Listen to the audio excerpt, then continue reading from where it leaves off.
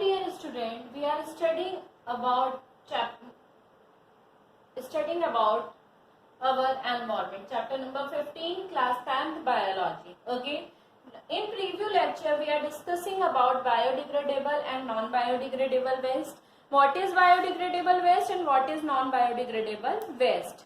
Biodegradable waste, those waste material which can be broken down to non-poisonous substance in the nature in due to course of time by the action of microorganisms like certain bacteria are called biodegradable waste. Okay, biodegradable waste decay in the nature become they are harmful after some time. For some example of biodegradable waste are, that is animal bones, leather, leaves, wool, paper, wheat, wood, cotton, jute, grass, etc.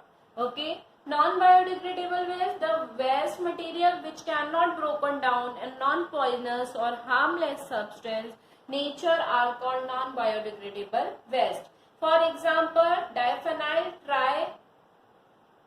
dichloro-diphenyl trichloroethane, that means DDT, polythene bag, wall pen, refills, synthetic fiber, glass object, etc. Okay, we are discussing all those things in our preview lecture. Now today's lecture we are discussing about ecosystem. What we discussed, that is ecosystem.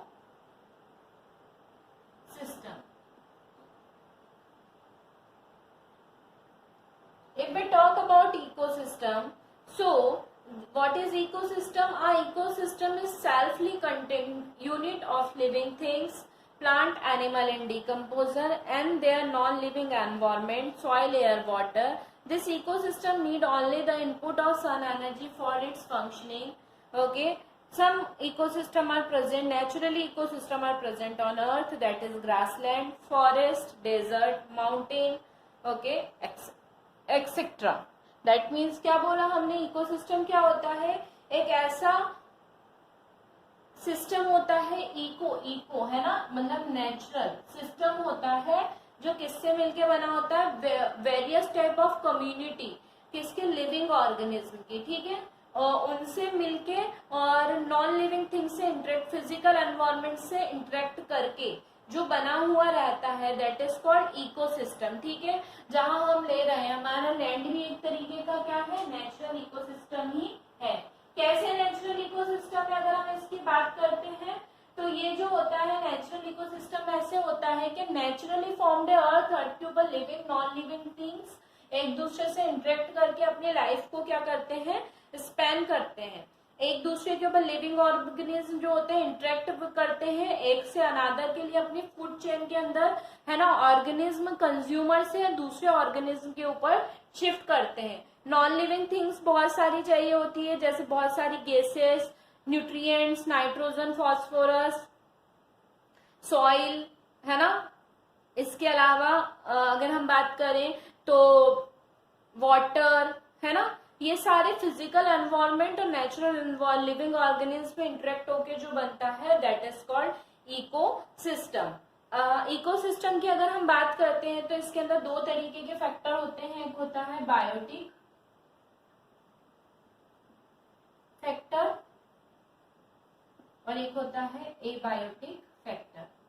ठीक है, ऐसे दो तरीके के factors क्या होते हैं, देखने को मिलते हैं, biotic and abiotic factor. Biotic factor किसको कहा जाता है, लिविंग जितने भी होते हैं उन सबको बोला जाता है बायोटिक फैक्टर. और एबायोटिक किसको बोला जाता है, नॉन लिविंग को. लिविंग दैट मीन्स क्या हो गया, इसके अंदर जितने भी लिविंग ऑर्गेनिज्म, प्लांट, है ना, एनिमल्स, जितने भी टाइप के इंसेक्ट, ये सब जो होते हैं बायोटिक फैक्टर के अंदर आते हैं. Abiotic factor that means non living, soil, water, इसके अलावा जो जितनी भी गैसेस होती हैं वो सॉरी, उन दोनों से मिलके जो होते हैं एबायोटिक फैक्टर बने हुए होते हैं. और ये दोनों फैक्टर जो होते हैं ये साथ में ही क्या करते हैं, इकोसिस्टम का फॉर्मेशन करते हैं.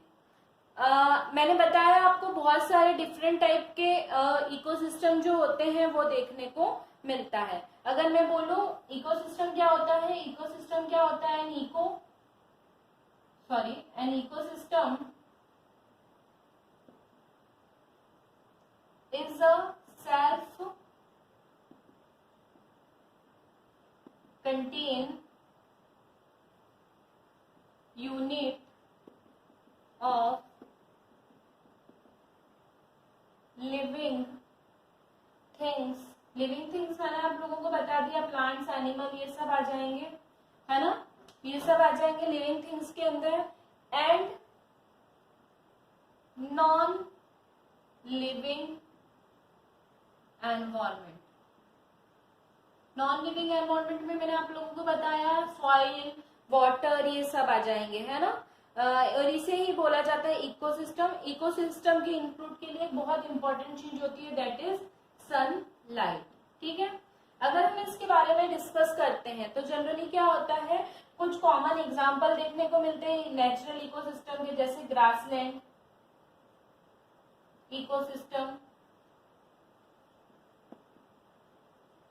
इसके बाद बात करें तो फॉरेस्ट और डेजर्ट इकोसिस्टम,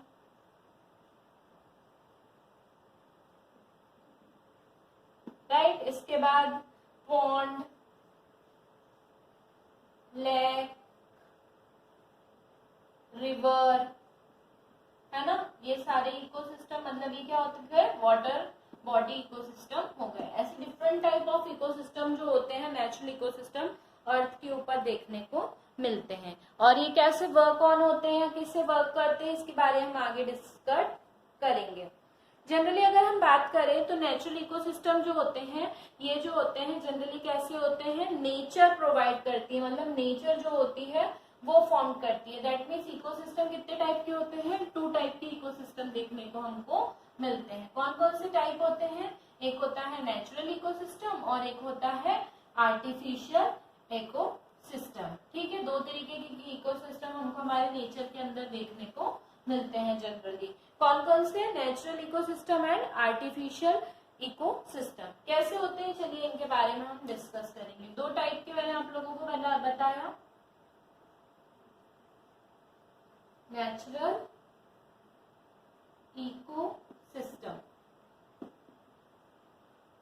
और दूसरा आर्टिफिशियल इकोसिस्टम।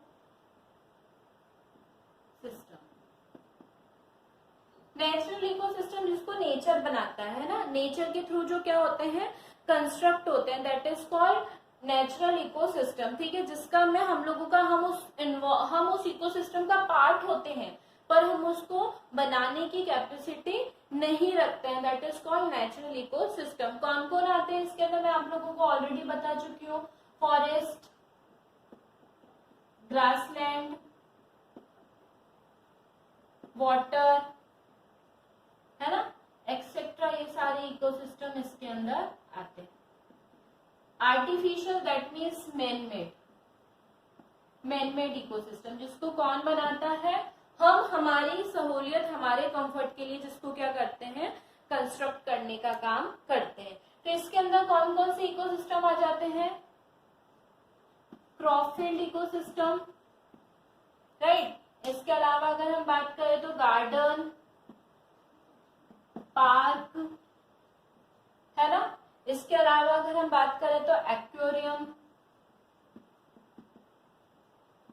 है ना। ये सारे जो होते हैं ये होते हैं आर्टिफिशियल इकोसिस्टम, जो आर्टिफिशियली ह्यूमन एक्टिविटीज के थ्रू ह्यूमन ही अपनी नीड्स के लिए क्या करता है, कंस्ट्रक्ट करने का काम करता है। इसको बोला जाता है आर्टिफिशियल इकोसिस्टम। ओके, इसके अलावा कुछ कंपोनेंट्स होते हैं इकोसिस्टम के जो बहुत इंपॉर्टेंट होते हैं। Without this component ecosystem does not consist. Okay, so the component of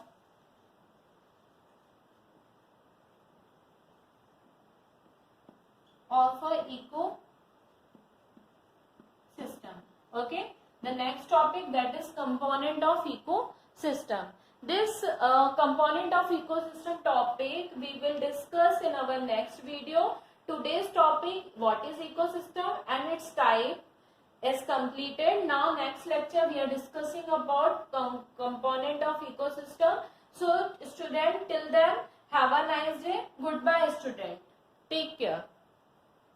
I hope so you all are aware about, now you all are aware about ecosystem and their types. So have a nice day. Goodbye student.